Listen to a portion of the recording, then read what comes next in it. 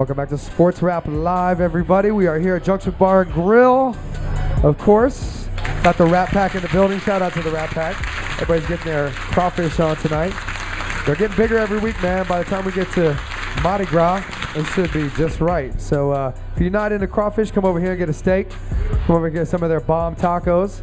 And man, if you got the munchies, because you've probably been hanging out at BC Smoke Shop, if you know what I mean. Shout out to BC Smoke Shop.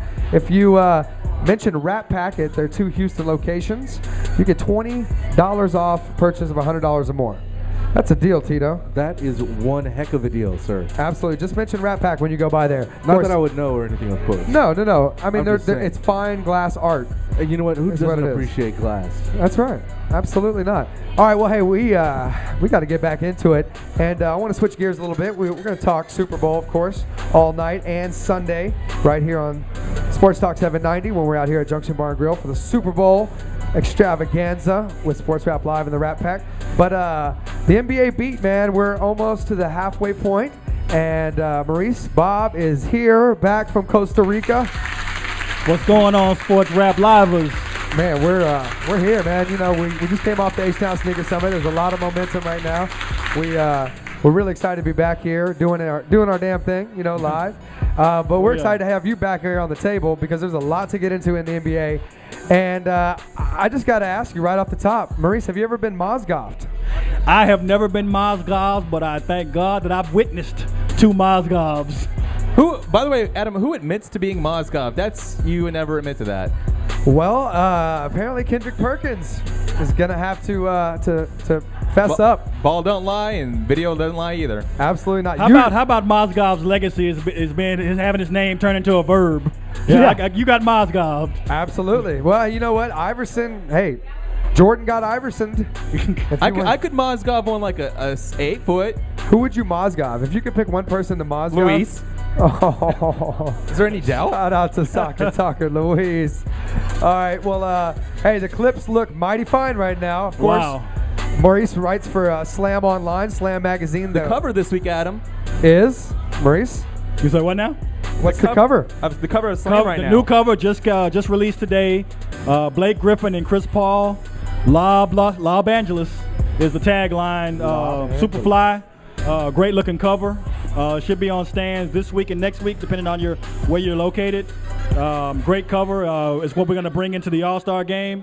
So, yeah, it's going to be great. Speaking of All-Star game, Maurice, are you going to be out there for All-Star weekend? Most definitely. Got the official word a few weeks ago. I'm going to be out there with the whole Slam fam, covering everything. Normally, I cover the celebrity game. Then I do the Slam for dunk.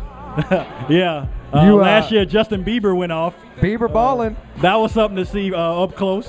Bieber ballin'. Of course, we were out there as well. We had fun hanging out with you for a little bit. You know, everybody was just bouncing around doing their thing. Yeah. Before the game on Sunday. Well, let's keep it in the West, Maurice. Let's talk about these Lakers, man. They're not even. You know, a couple weeks ago we mentioned the Battle of L.A. and how people are immediately trying to turn this into a new rivalry. But it's your new Clippers, but it ain't your same old Lakers. You know what? And you know that's to be expected. You know, new coach, new system. Players are getting old. Kobe's got the wrist problem. You know, Pau Gasol is whiny a little bit. No more Clomar. Exactly. And world peace. I mean, I don't even want to give world peace a chance. I mean, he's just really stinking up the joint. So Mike Brown got a heck of a task at hand. I think they really need to make a trade. They need to make a trade really, really badly. If they can get Dwight, it's going to turn the whole thing around. But without that major trade, you know, they might come in 7th or 8th place, you know, in the playoff race. And that's going to be ugly for the Lakers. Well, that would be an exciting first playoff round, but not if you're a Laker fan. Yeah, I mean, you know, unless they make some major changes, whether it be through trade or getting some chemistry going, the Lakers are kind of out of there. Yeah, they look old. They look floppy. They look like they have a new coach and no training camp. But rumor has it that they're looking at Gilbert Arenas and Nick Young. Who? The Lakers. Oh, they made a call into Gilbert Arenas. Wow. Why don't you just pack word it up? has it that he got the same knee treatment that Kobe got. So maybe Gilbert Arenas has something left in the tank. He's still fairly young. If he can come in with the right mindset, He's instant offense, so he may be able to help them out. Okay, so I'd give them a serious look if I were them. Agent Zero, how long do you think? Like maybe you think they're gonna pull the trigger on that? You think it'll take them some time to do that, or? Right now they're saying, hey, we're just looking at him. But I mean, who else on the open market you're gonna go out and get? They don't need really a big man. They need more scoring, it seems like. Yeah, and he would be perfect. I mean, he could handle the ball. And he's technically a point guard. I mean, maybe he can, run things in that system. He does not distribute the How ball. ironic you'll have Meta World Peace and Gilbert Arenas on the same squad. Pull the trigger on that one. Yeah, Mike Brown's going to be calling Phil Jackson like every night. Phil, what do I do? Phil, what do I do? Phil Jackson's not taking that call. He doesn't get reception out in Montana when he's fly fishing. Yeah, he does. Yeah, he's on peyote. Oh, man. Hey, well, OKC, they locked up Russell Westbrook, so you've got the dynamic duo. Not so dynamic sometimes on the bench when they get after each other, but you got OKC locking up their young future, and look like right now they're the cream of the crop in the West. A lot of people get on Russ Westbrook for shot selection. When you have somebody like KD on your wing, he's not giving up the ball. He's taking more shots than KD. But besides that, the guy has a huge upside. Athletically, he's off the charts. If he can figure out, the more assist to scoring ratio, I think that team's going to go far. Do you think this team needs a true point guard? I mean, a true guard that's all his job is, just to distribute the ball and not shoot first. Because we're talking about Westbrook and him being, maybe shooting more than fans or other people are accustomed to or want to see that team. Do you think that they would be helped by getting someone that's more of a pure point guard? You know what? If it were up to me, yes. They should have pulled the trigger on Chris Paul. Rumor has it they were going after Chris Paul, but he wouldn't give them a long-term, dedication there. So, that's why they didn't go after him.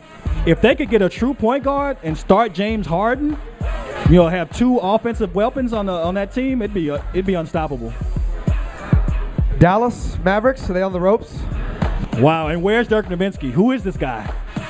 The guy we see putting on Nowinski on his back, I mean, that's not the same guy. I don't really follow that closely, Adam, but I follow the fantasy world, and I was reading the updates the other day, and they were talking about how Dirk is hurting owners. And I'm like, Dirk in the fantasy community was viewed as a top 10 lock because of the rebounding, the three-point shooting, just the versatile offense. And it seems right now that they're kind of in that post-championship hangover. I mean, that's the only way I can explain it. And he's in the worst hangover. He's averaging almost a career low, 16 points per game. He's just completely not out of it. Last night he was 2 for 15. He's totally not there. Let me ask you something, Mo. Do you feel like Dirk always had that pressure that, of being an international player, carrying a team, Mark Cuban 100% having his back for all those years that the critics called him out? Do you think because now the pressure is off and he's won that ring and got Cuban his championship, you think maybe he's kind of a different guy? I think he's still the same guy. I think he didn't go to the drawing board with his boy from Germany, like he normally does. He's blaming his summer play, playing overseas. But I can't really blame that as well. He doesn't have the same fire when you look at him. He's not busting the same one-legged leaners. I'm just hoping he finds his rhythm. He needs to go back to his own Dirk Nowitzki fall-away shot camp. Now, we've seen the mileage pile up for guys like Kobe, guys that are consistently in the playoffs, making deep runs, also playing in the international, the Olympics, and the other world tournaments. Do you think that the amount of mileage that this Mavericks team put on last year, playing so deep into the season, and then having this quick turnaround of all these games, kind of compacted together, do you think that that's weighing on them? Because they're a pretty pretty veteran team. They're not a lot of rookies that are carrying them. Do you think that this wear and tear is starting to wear on them now in the middle of the season? I think so, and let's be honest. I don't think they came in playing shape. Nope. I don't think they came to the table in playing shape. So they're trying to play into shape, and they're trying to figure things out now. They up to 14 wins now. They're starting to figure things out. But Jason Kidd down. Lamar questionable right now. They've got to find some kind of new chemistry since that defensive. Would a trade make that team better? Nah. No. Lamar came in questionable. Lamar's gonna be questionable when he's not in LA. His heart's not in it. No, that's so apparent. And hey, props to Lamar for what he did for the Lakers, but that's not the same guy either. This team came in party shape. They didn't come in playing shape. I don't know. Championship hangover. Well, hey, my last hit on the West. It's got to be these Rockets. Are you impressed with these Rockets? I know their schedule. Andrew has broken down the schedule. It's a weak schedule right now. We understand that. But they're still in the mix for a division title as we speak right now. And what about Kyle Lowry? Yeah. You know, he's a legitimate, you know, Villanova, all-star level. He's playing like an all-star this year. Obviously, he won't get the nod. He's a extremely wild card as far as the coaching selection. But he's really stepped up. And he's a lot better than I gave him credit for. You know, totally I thought he was, you know, perennially a guy coming off the bench, but he's really proved something to me as a starter. Do you think there's something to Morey being able to kind of draft? I think Morey's best trait is the draft. He's always been able to find guys that fit with the system that he wants to create. Now, whether the coach has been able to execute that, you know, it's been, you know, a coaching change that we've had recently. But do you think there's something to Morey being able to draft these guys? Because before it was Aaron Brooks. Aaron Brooks kind of made a rise, you know, from a guy that was kind of we never knew about to a guy that was good enough to trade for other assets. Do you think there's something to the trading and maybe the draftability of him kind of finding these guys? Because I don't think that anyone else would have valued Aaron Brooks like he did, or Kyle Lowry. You know, the same here. But his track record of late has been a little shaky. I don't know what they're going to do with Hasheem Thabeet, you know, players like that. They need to cut him. But they're getting a lot of mileage out of what they do have, you know. So hats off to them for really staying scrappy. I think it's reminiscent of the season that they went 22 straight. You know, that same scrappy kind of bunch. The sum is greater than the addition of the parts. I mean, also, if you take into consideration the first 15 games that the Rockets have been had this season, he's their best player. I mean, clearly, throughout the first 15 games, he's just been on top of everything. He's been kind of fizzling out a little bit lately, but I mean, I guess with everything going on the side, maybe that's kind of getting to him a little with the whole Yeah, well, he finally case. settled. He played no contest to that. So. Exactly, and he's not guilty like what he says, but you pled no contest, player. You pled no contest. Still, he's actually he needs to step it up and realize that now he's in a position where he could be a leader for this new generation of Rockets, because we really need to get that fire back, not only for the city, but to fill up that stadium, because when we go there, I mean, they need us behind them. That's just the bottom line. Well, before we get into the East, because I'm sure my man is going to open it up for us, we need to go to the phones right now and bring in our world correspondent, Sports Rap Live world correspondent, Phife Dawg from A Tribe Called Quest. Phife, are you there? Oh, I hear you loud and clear, brother. We holding it down over here at Junction. We got Maurice Bobb from Slam Magazine at the table. How are you tonight, Phife? I'm good, man. Watching my basketball team. Look to the start but they're making a run right now, so we'll see what happens. All right. Well, let's take it. Hey, let's take it to the NBA since we got Maurice here from Slam Magazine. Of course, each and every week you join us and you give us your Phife's Five. And tonight, your power rankings, we're going to debut your power rankings because we're just a couple weeks away from All-Star Weekend, Phife. And, you know, before we know it, the playoffs are going to be here. March Madness is right around the corner, and that parlays itself right into the NBA playoffs. So as we stand today, Phife, starting at number 5, working your way up to number 1, give us Phife's 5 top NBA teams right now. At number 5, I have Frank Vogel in the Indiana Pacers. He's doing a very good job out there. At number 4, I have George Carter in the Denver Nuggets. At number 3, I have the LA Clippers. At number 2, I have the Chicago Bulls. And at number 1, I have the Oklahoma City Thunder. Honorable mention, I have the Pistons and the Miami Heat. Hey. The record because of the lot, you know, 5 games and 6 nights and things of that nature. So, you know, look the way they look like that. It's very important for these teams to reach the playoffs. And then we keep that started and schedule program and really see who's singing top the league. Phife, let me ask you this. Now, on your honorable mention, I'm glad you brought up Philly because I really like what Doug Collins has done with this young Philly team. Doug Collins has always been a guy that likes to coach young talent, of course, starting with the Chicago Bulls when number 23 was just coming up, and then on to a lot of Olympic, world-type basketball situations. Let me ask you, what is this Philly team doing that makes your honorable mention? Well, first of all, they're young. They're young. And number 2, they've been together for a little while now. So,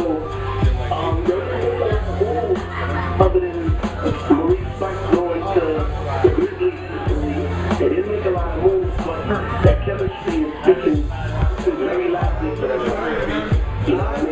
think that that is the only stud. Louis goes to bench is a big help. Drew Holiday is starting point guard, and he probably a big point guard on any other team. And then Iguodala has come back into his own, come here from that season as well. So Elton Brand keeping his mojo back slowly. So I really think Philadelphia should be and will be a force to be reckoned with. Yeah, I would have to agree with Fife's list. The only thing I would change is I would take Denver out of that list and put Philly in. To me, they're similar teams. It's just Philly has better talent, I think. Denver is playing kind of by committee, although I like the way he's brought Lawson along. Lawson is really stepping things up, and he's a wild card for an all-star bid. So I would interchange that, and then I would interchange your number 1 and number 2. I'd have to put Chicago number 1 and OKC number 2, just because I like Chicago's, makeup. And I think with once Rip gets healthy again, and if Noah can return to his form last year, they can really knock Miami out of the East. I think they have a really strong chance. Well, give us your reasons real quick, Phife, on why you had OKC at the top of the list. Jungle Beats, holla at me.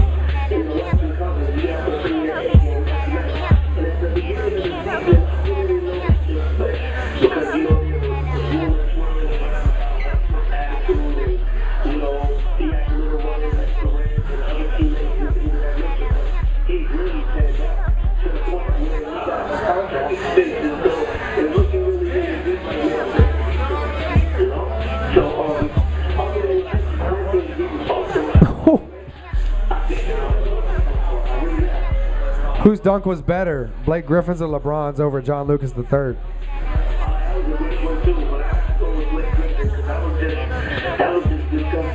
Disgusting.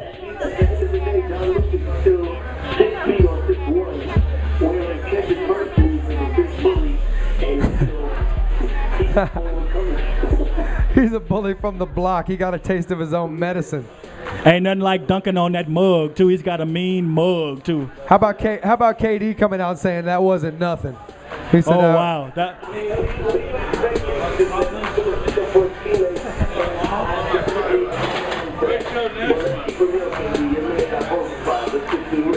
Yeah, and I'd be more inclined to agree if Perkins didn't delete his Twitter. Get some of that. Hey, there's been some great college basketball dunks as well. The Oklahoma State one comes to mind. The alley-oop, bounce pass off the glass. Waka. Andrew Martinez is here. Phife, you want to stick on the line for the Martinez report? Oh, yeah, absolutely. You want to ride with us, Mo? I'm right here. All right, let's do it. The Martinez report, of course, is brought to you by... Me. The Andrew Martinez. Yes. Tonight we're going to get right into the full court press.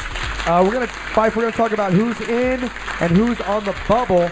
And we're going to start with the ACC, of course, because Fife's watching his lethargic North Carolina Tar Heels. No, they've been playing much better at him. Much better lately. So we're going to run through the who's in and who's out, sort of who's on the bubble. As far as in the ACC, my locks right now are North Carolina. Their losses, to UNLV, Kentucky, and FSU, all on the road, kind of understandable. They play Duke on Wednesday at home. That's going to be a huge game. I know Phife's going to be looking towards that game. We'll kind of recap it. We'll look forward to it on Sunday, but we'll recap it with Phife next week. Duke is a lock. I have their only losses to Ohio State on the road, Temple on the road, and Florida State at home. They have a resume that could be pushing towards the number 1 seed. They're playing Virginia Tech tonight. Yeah. Florida State, they have wins over North Carolina and Duke. Both huge wins. North Carolina one was at home. Duke was on the road. They're probably going to be in the tournament right now just on that alone, those wins. Virginia, they lost to TCU on a neutral court. Duke on the road. Virginia Tech at home. That's not very good, but they have a win over Michigan. They're kind of teetering. They're a team that's really surprised a lot of people. That's Virginia team. On the bubble, I have Miami, no great wins. They play Duke on Sunday, though. And NC State, they have a win over Texas, but they need a lot of help. Phife, your thoughts on the ACC and Andrew's assessment?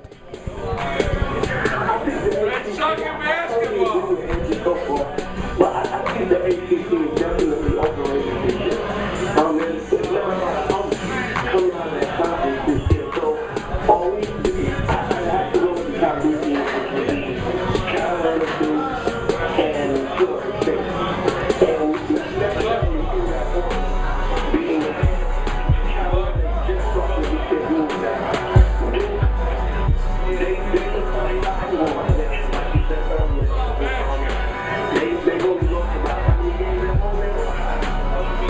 All right. Well, I'm going to run through the kind of rapid fire here for the rest of the guys that have in and out, and then afterwards, Phife, you can kind of tell me if you have any beef with any of my picks here. Let's go. So Big my Ten. other ones for the Big Ten, I have Ohio State's a lock, obviously. Wisconsin, they're getting a lot of pub because they Ken Palm. If you guys follow Ken Pomeroy on Twitter, you go to his website. He has them 4th in the nation, which is pretty overrated in a lot of people's estimation. He's gotten a lot of chatter about that. Michigan State, they're a lock for me. Michigan's a lock. Indiana is a lock, basically because of the wins over Kentucky and Ohio State. On the bubble, I think the Big Ten's probably the best conference right now this season. Illinois is on the bubble. Minnesota is kind of on the bubble too. Purdue needs a lot of help. As far as the Big East, my locks are Syracuse. They've kind of faded, lately. Their only loss, though, is Notre Dame on the road. Marquette, Georgetown, West Virginia, they're all kind of in the mix.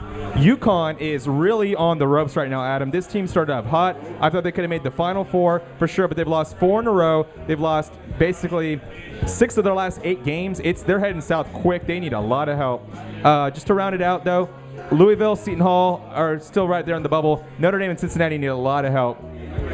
On the Big 12, my locks are the Big 3.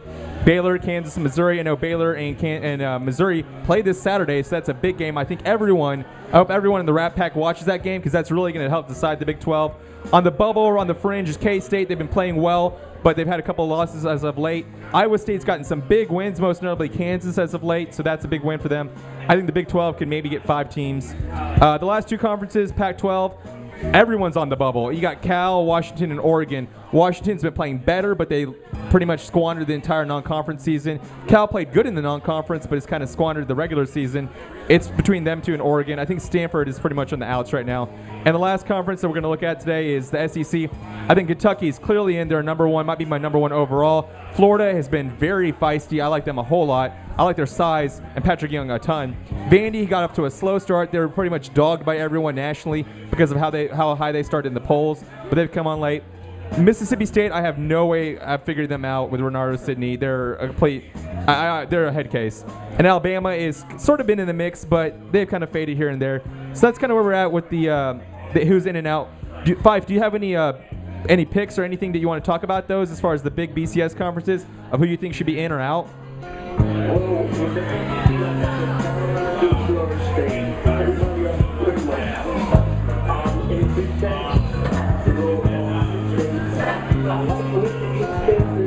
I like Wisconsin. I'm not a coach team, but this year I really think Tom Quinn is going to lose as far as the Big 12, like I said last week, I got to go with Missouri, I got to go with Kansas, and I got to go with Baylor.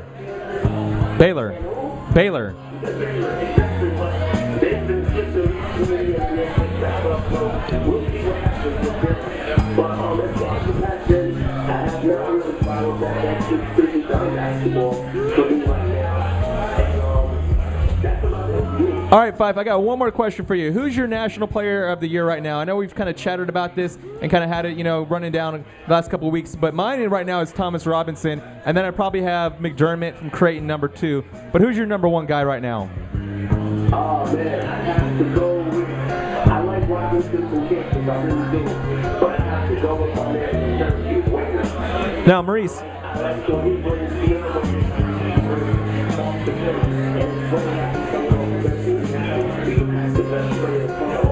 Now I ask Maurice. Maurice, you follow the NBA a lot. Who are the NBA guys talking about that they're looking forward and seeing like this is a guy that's on the rise? I know Davis from North Carolina has gotten a lot of pub, but who are some guys that you're hearing about that are getting a lot of run? I like your boy Robinson out of Kansas. He's a baller. He's a shot caller, like your boy Skip Bayless says. A lot more athleticism than I think people gave him credit for. And he's tough. He's a really tough player, and I really like his story as well. With his sister, that's a really good story. When I read that story, if you haven't heard it. Yeah, when I read that story, I was like, wow, I'm really pulling for this guy on a personal level. So I really agree with you there. I think he's going to be a beast. I think he's so really too. Gonna be a beast. Well, Phife, hey, we appreciate you checking in, but we got to get your Super Bowl pick, baby. Who you got Sunday?